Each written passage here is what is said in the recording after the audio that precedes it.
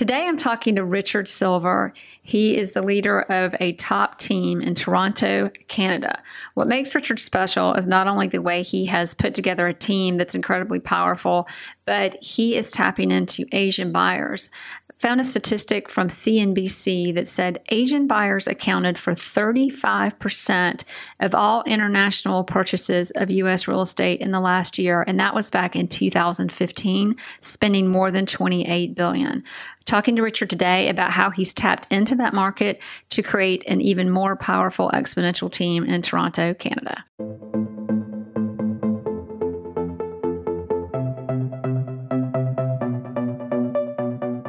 Thanks for listening to the Jere Metcalf Podcast, where top real estate agents tell how they do it. This podcast is to share knowledge for realtors and raise awareness for Give Back Homes, where real estate professionals work together for social good. Jet Centers Aviation, Bentley Atlanta, Legends Global, thank you for your sponsorship. All right, everybody, today, welcome to the Jere Metcalf Podcast, where our top real estate agents tell how they do it all. Today, we have Richard Silver in Toronto, Canada. He's a powerful real estate agent in Canada, got a huge, powerful team. He really works as a team, works with his agents as a team, which has inspired me and motivated me. And even more so, he is working on, in a big way, internationally, especially with the Asian markets. We're going to talk about how he became successful and tap into some of the specifics of his success. All that said, Richard, please do introduce yourself and fill in the gaps where I left out on that. Oh my God, there's so many gaps. How long Exactly, which is great. Hours? Yeah, it makes it fun. So I've been licensed for 37 years, which is much longer than you've been alive, of course. We'll pretend that's true. Yeah, I like that. And so I've always been in the top 1% of the Toronto Real Estate Board, which has 45,000 members. So we have a very large board here. At about 5 years ago, I was president of the Toronto Real Estate Board. So I did a lot of organized real estate for NAR and for CREA, the Canadian Real Estate Association, and the Toronto Real Estate Board. And I think about 10 years ago, I sort of looked around at what was happening in the city and realized that we were much more of a gateway city for international buyers. Canada, although some people consider us pretty boring, the reality is we have healthcare. We don't have a huge crime incidence in Canada. We, it's pretty settled. It's pretty quiet, and we have a lot of people who want to invest here. So we have about, within the Toronto area, which is probably a population in total of about 6 million, we have 100,000 immigrants per year. So not necessarily from just other countries, but other parts of Canada that may be going through a downturn. And so they move to Toronto. They come to Toronto for business because this area of Ontario is the engine of Canada, really. We do a lot of there's a lot of things that happen in we call it Southwestern Ontario. Wow. So what is the business that really feeds your market, if there was one, or the type of business on that really attracts all of these people, 100,000 people move in every year? Well, you know what, the biggest thing especially with international, I think the biggest thing that people come for is education. So It's all about schools. It's all about the universities. Yes, it's a good lifestyle. There's a lot of, I basically do residential. I don't really get into commercial. That's a whole other avenue. Mm-hmm. But I do a lot of residential and residential in terms of, helping people find places where their kids can go to school. It's strangely enough, we're dealing with a lot of 19-year-olds right now. Wow. Okay. So in your business, you're dealing with, I know you've got two brilliant 19-year-olds one of them just turned 20. Mm-hmm. One of them just turned 20, yeah. So let's go back a little bit. I want to know how, 37 years in the business, it may not have been the popular career that it is today. What's the path that took you into this business and attracted you to being a real estate agent in the first place? I bought my first house. That was really it. And I was working with one agent at the time. It was Introduction. So I was working with one agent. He didn't find me what I was looking for, and I went to another agent, and within 3 hours, he found me the perfect property. And I thought, you know what? I'm certainly better than the first agent that I worked with, but the second agent has always been my, he's been the person that I come to. He's really been the model, and he's recently retired. But he was a wonderful agent. He could spend time with you and just pick up, things that might attract you. And he knew the market really well. And he showed us 4 houses, and we bought, I think the 4th house he showed us, which was the last one, and pretty intentional, I think, now looking back, but it was the best one for us, and we bought it. Oh, that's great. That's great. So you bought it, but there was something that happened. That's a pretty big decision to become a real estate agent. What happened that gave you that momentum to do it? Well, you know what? I was a performer. I used to do television and radio, television and film and stage, and I was a dancer, and in musicals, etc. And then I was off because I'd hurt myself. I'd gone to an audition. I wasn't properly prepared for it. I ended up pulling something in my hip socket, and I ended up having 6-8 weeks that I knew I would not be able to move off the floor or in a sitting position. And I just decided, I'm going to look towards the future. I'm going to look towards the long term. I need to have something in my pocket. If, a year from now, I decide not to continue as a performer. And I got into real estate, and within my first month, I think I know for sure that I made more than I had made the whole year before as a dancer, as a performer. Yeah. So you said, at that point, did you decide you're not going back, or did you ever try to go back? Or no, I sort of spent the first year floating back and forth and doing shows and doing real estate and back and forth. And then as I was rehearsing for things, my, at that time, pager would go off. That was that little thing that stuck on your hip. Yes. I do know what those are, even though we don't have them anymore.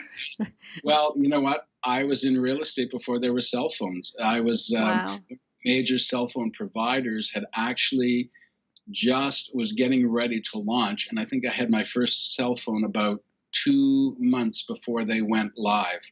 And that was in the early 80s. So that's incredible. So you've seen this business change so much over the years. Oh my God. Can you imagine a realtor these days without a cell phone or a smartphone or all the apps we have, the internet and the search? I mean, it's just, I think there's so many questions I want to ask you on that, but coming into this business, there's a couple. First, when you came in, did you even have time to have a perception? I know a lot of people come in this business or that aren't in this business have a perception of what it is, and you come in the business and you have a kind of an aha about what this business is really about. And what was yours?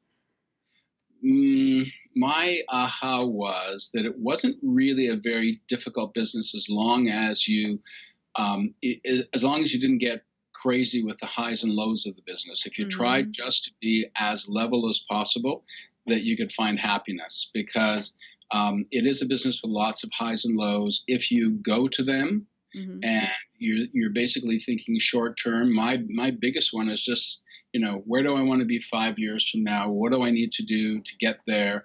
And just to be as consistent as possible and work consistently as possible. There's always going to be things that fall apart, and there's always going to be big successes. And if you get too engaged in each one of those, you're going to be up and down, like a toilet seat, as they say. And I think the most important thing is just to stay as level and just keep working.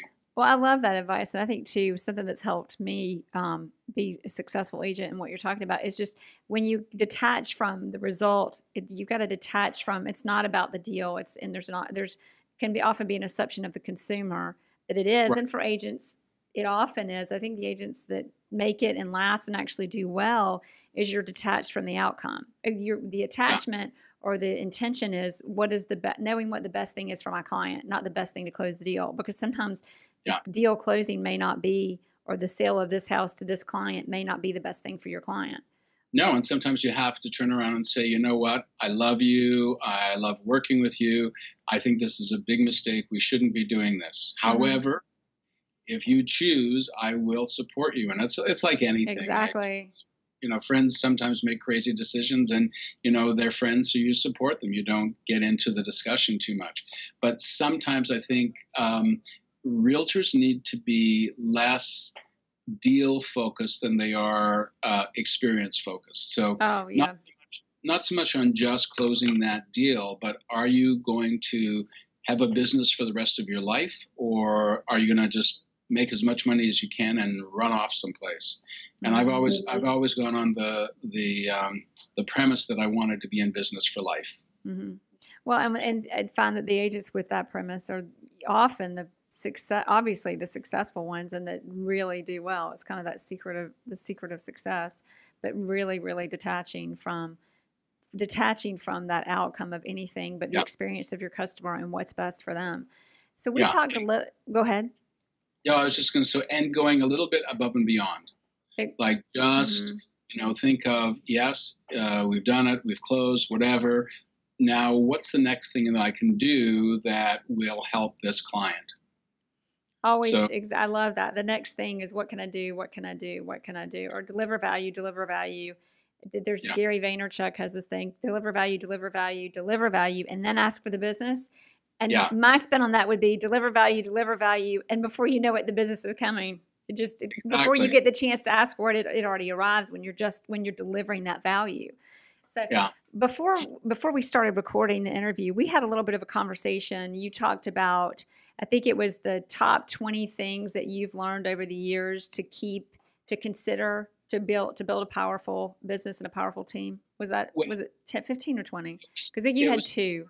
It was more about when I made the decision to change my business to become more reflective of the international part of our business. Okay. I made a decision. I left the company that I was in that was very, very local, and I made a commitment to retool my business a bit. I made a commitment to do some things like hire agents who spoke different languages. I think that was really important. Mm-hmm.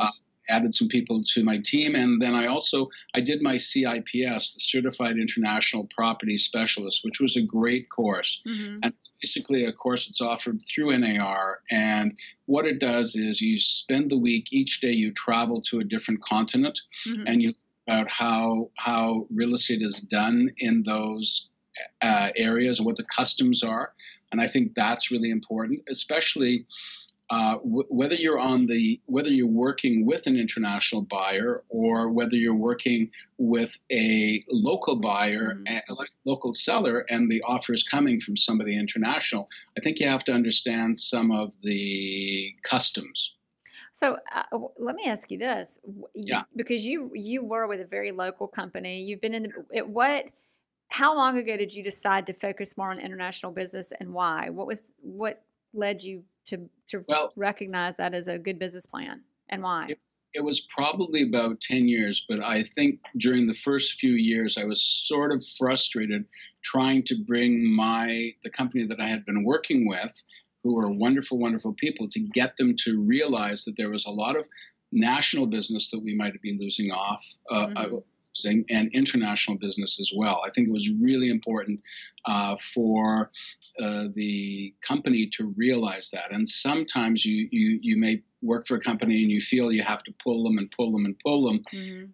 and the interest wasn't there. So I think at a certain point I just got frustrated and said, I love you, but I need to go to a more internationally focused company. So how did you know?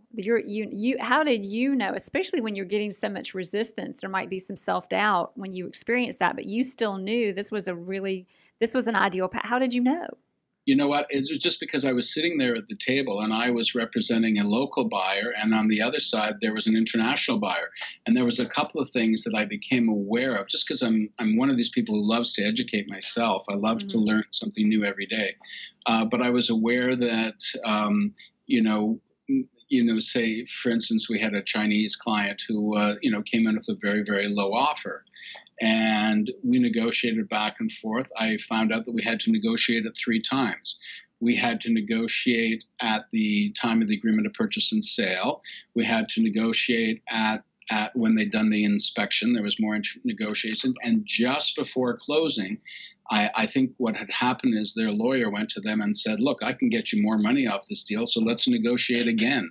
Let me find something on the title that we can fight about, and I'll get you some more money off. So what I realized after that experience that happened the first time is that I needed to guide my clients in a different way. I need to guide them and say, here's what's going to happen. We're going to negotiate this 3 times. So whatever price we agree on for the agreement of purchase and sale, you have to know that you're going to have to knock a little bit off and then knock a little bit off before closing. Mm-hmm. And just having that preparation in mind allowed them to be a lot more calm and not take everything as undramatic.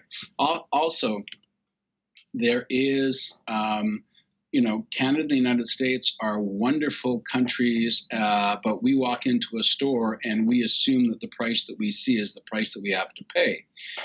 Most countries in the world, it's not the way. They negotiate. Right. They'll walk into walk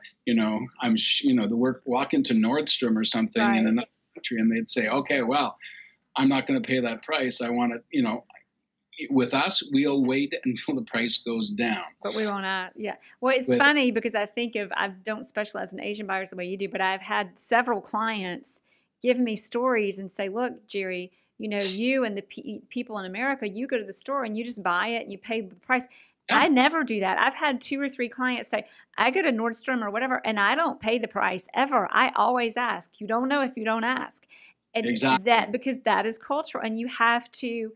And I've found that when I have clients that are from other cultures, and when I listen and embrace, I don't have the understanding that you do, but when I listen and embrace that and appreciate it, that alone develops a camaraderie and rapport with these clients to build your business and make it more international. Well, and also you don't take it personally. I will tell a client, right.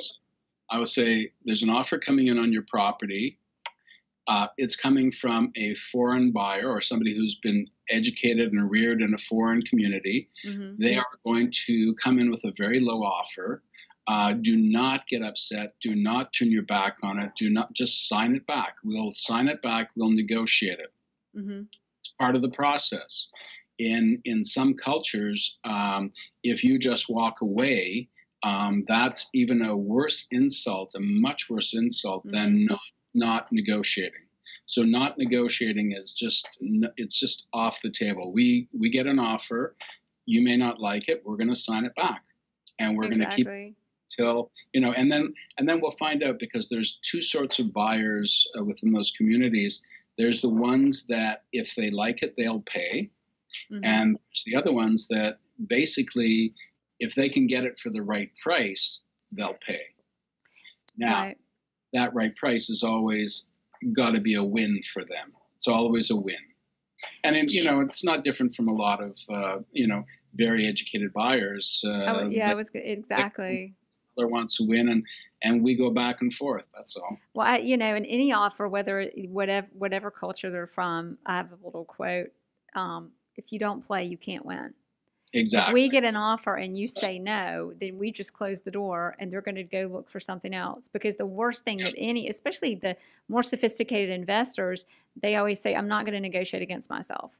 I'll just go find something else. If I make an offer and I don't get a counter to make another offer, I'm negotiating against myself. And that's against the rules of negotiation. We're not doing that. Yeah. People don't realize that. Most people just think that, it's very insulting. I'm not even going to sign it back. And they think that they've won by doing so. In essence, we don't know what that person will pay, the buyer will pay. We don't know if the buyer may pay a much higher price than we've ever thought. Exactly. And that's often the case. Negotiating that's the unacceptable point. Right. Interesting. So do you have any advice or any insight on when these buyers come to you, are they the buyer that is going to pay that price, or are they the buyer that's got that price that it's going to have to come down, and it's going to have to make them happy? Is there ever any? No, oftentimes there's not really a tell until you sign it back. Mm-hmm. And I think sometimes you just sign it back and you see if it's going to continue. If they just turn and walk away, it's over. But if you sign it back, and even if you sign it back, not at full asking, but a little bit under asking, that there's going to be, it just keeps going. The minute that person walks away, then you basically know that they don't really want the property, especially if it's substantially over asking. They get a half decent sign back, and then they walk away. Then you can rest assured. You can be sure. Yeah, they didn't really want it. I've found that it's like, anything that's, wonderful and special. If you can afford to and you really want it, you'll pay for it. Yeah, exactly. Especially if it's a one-of-a-kind situation.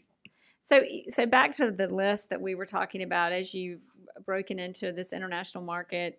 Tell us do you have a list for us that you can, is it 15 or 20? How many things is it? We'll go through a lot of them if you want. Okay, good. That'd be great.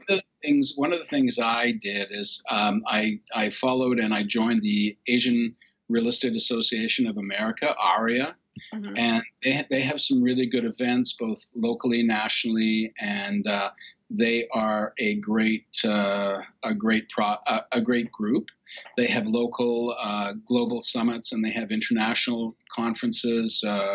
Most recently we were in Miami. The year before we were in Hawaii, which was that was a tough trip to make, going all the way to Hawaii. It was tough coming back home, probably. I know. I also found, look at your real estate board and see if there's any cultural affinity groups within the board. In Toronto, there's a group that is very centered on the Persian community, one that's very centered on the Cantonese community, another one that's centered on the Mandarin community. They often have events that you want to go to. The more face-to-face you can do is going to be better for your business.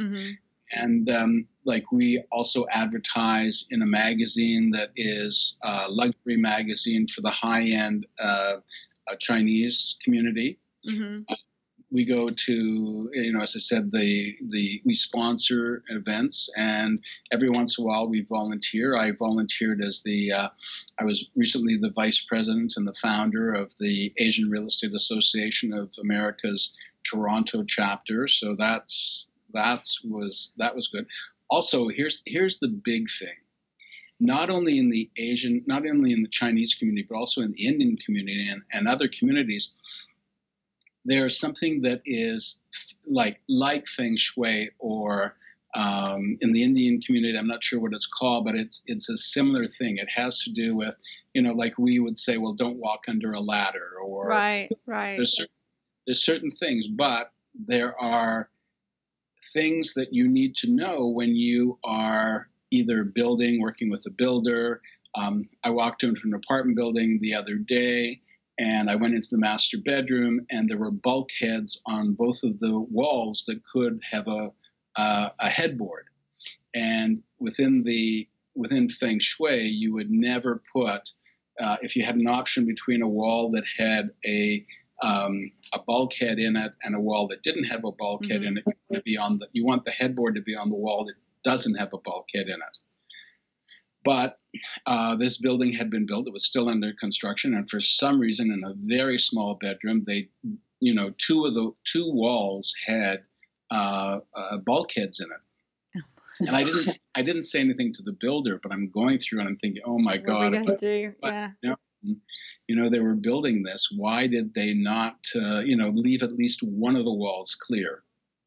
And so that also happens when you're staging. Sometimes if you're staging and you know that the buyer is going to be Chinese, then you want to be very clear that, how the house is set up and whether there's clearance from a Feng Shui master. We had a property that was very hard to sell, but all the buyers that were going through were mainland Chinese, and it had to do with the Feng Shui of when you entered the house. And so we had a Feng Shui master come in, just as if we'd had a stager come in, and he gave us some suggestions, and we moved some plants. And the next thing you know, we sold it within about a week, and the buyer was Chinese. Wow. But that's a big one. You need to understand Feng Shui. Well, and there are things I think, well, some of these things you can't change, but things Yeah. like where the street intersects and when you walk in, the Oh, yeah. stairs can't be you walk in the doorway, the stairs can't come at the doorway or the energy will come out. Yeah. You can't be able to see through the house from the front door. You can't have Good two for you. doors aligned, all of Yeah. that good stuff. But Yeah. but what there was a builder who called me and he said, I'm coming from Montreal and I want to start building in Toronto. What do I need to know? And I said, Feng well, Shui. I think you better take a course in Feng Shui. And then when I Right. saw the building last week, I went, oh my God, what have these people done? Because Oh, so they didn't listen.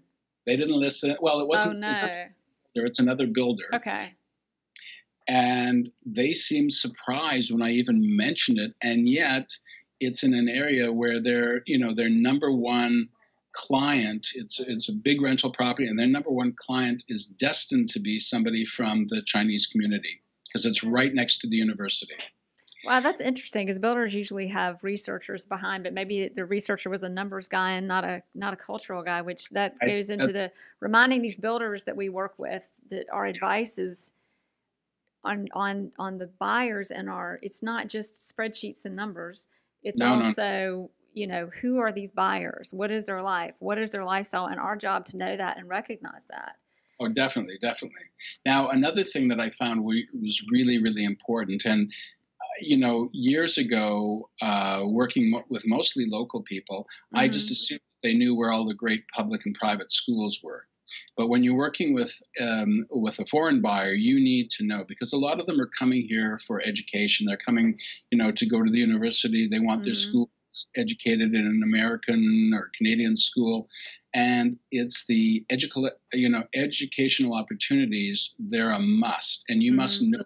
You must know what are the good schools, whether they're private or public. And it's the first question when I've been to China, and I've been to China 3 times, the first question they ask is, not what's the cap rate, not what's the market like, not what's the, they want to know what are the schools and how. Education, I have found, is the most important component of, really heavy focus on education.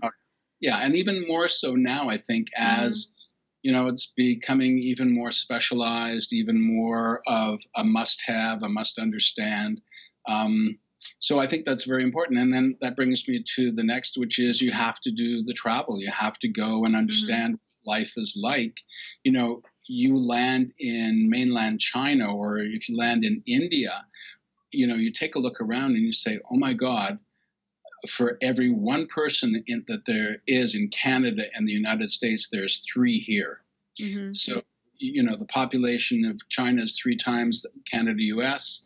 The population of India is 3 times. And both of these countries now, especially with China, they have the ability to move. They have the ability to, come to another country. They don't have the restrictions that they used to have. They do have financial restrictions. But they're wanting to come and they're wanting to move to, land of the free, home of the brave, and all of it. So they want to get to a less restricted country. So you spend a lot of time. We've met in other cities just in this country alone, and you spend a lot of time in other countries around the world. I think especially China, Hong Kong. When you travel, I think it sounds like you go to experience the culture, but you also spend time really. How do you develop these relationships when you land in Shanghai? Did you know someone first, or do you find people, or what's the process? How do you do that? Well, what you do is, first of all, I try and develop a mailing list of all the people that I would know in that area. And because I'm, as you know, I work for Sotheby. Sotheby's has offices, and it sort of makes it a lot easier. But I make as many connections as I can. And then I also go with a presentation in hand. So I do a presentation that offers information about Canada and the United and Toronto, about the schools, about the subways, about people want to know where they can have an affinity store. In other words, where can I go to get all the things that all the food that I would like to buy if I was doing, Asian dishes, or if I'm doing Russian dishes, or if I'm doing Indian dishes. Where can I go? What are those locations? Okay. And, so that's very, very important. You need to know where those are. And I do a presentation, and then I say, look, I'm coming to, Hong Kong. I'm coming to Taiwan, and I have a presentation I'd like to present to your agents.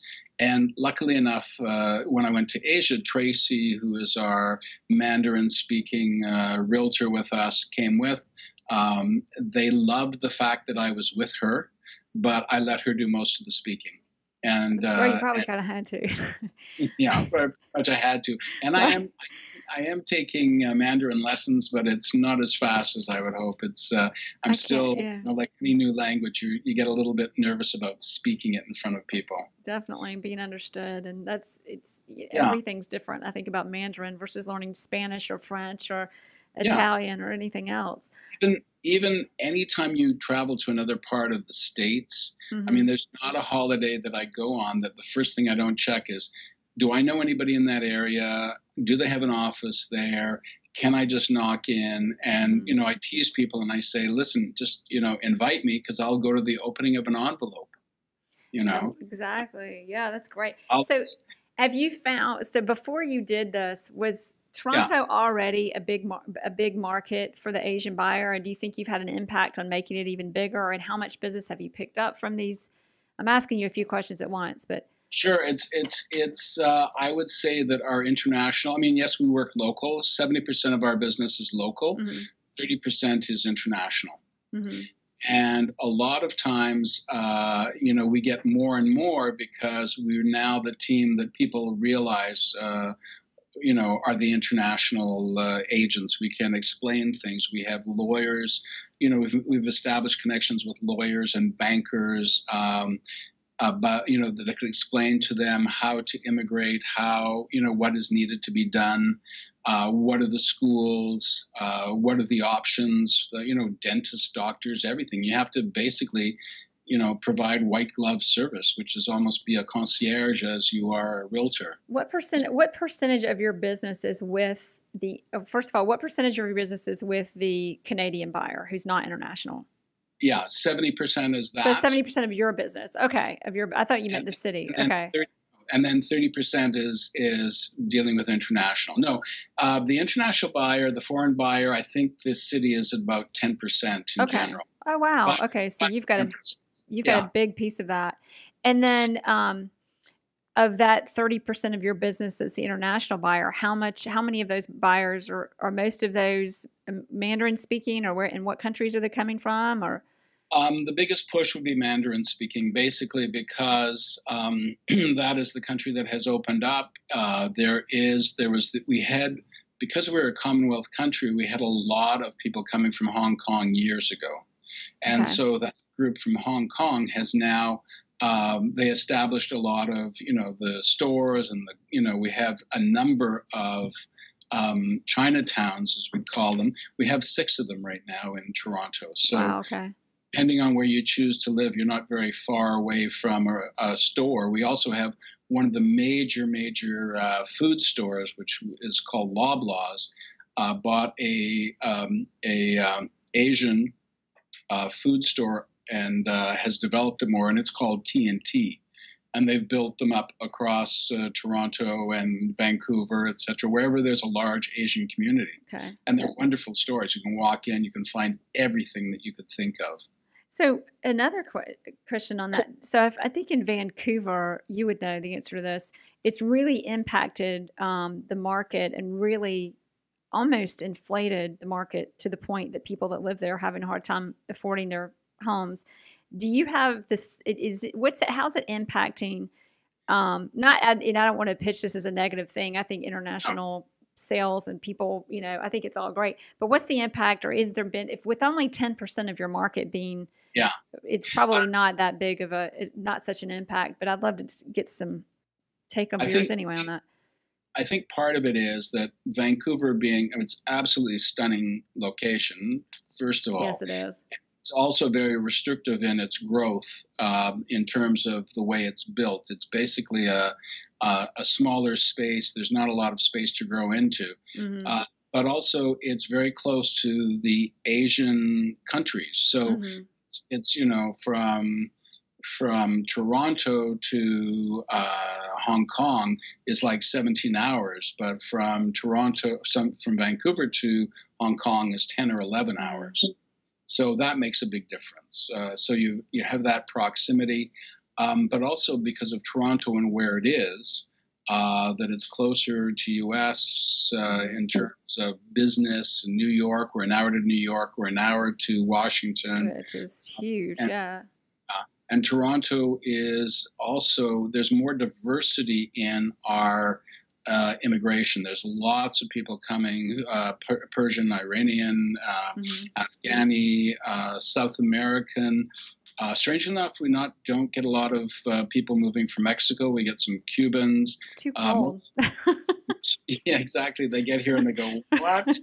You know, it's way too cold. It's a lot colder, and it's far. You got so we're very, very lucky, though. I love the fact that we have an internet. I mean, hey, you know what? My family came from Russia in 1913. My father's side, my mother's side came from Austria in the 1800s. You know, we are exactly. Like the U.S.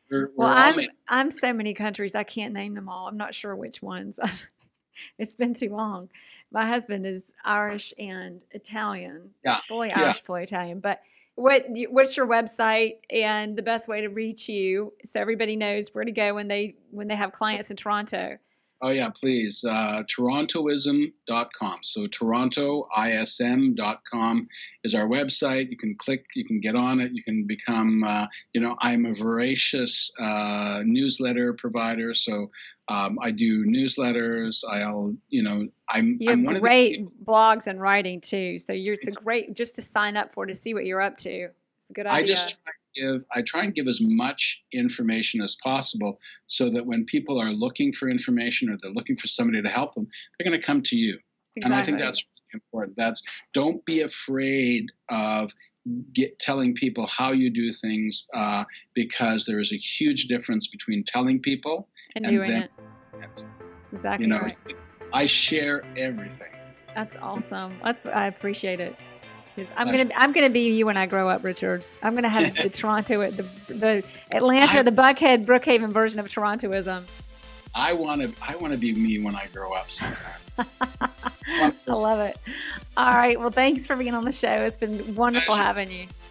Pleasure. Thanks again. And anytime, just give me a call. Oh, I will.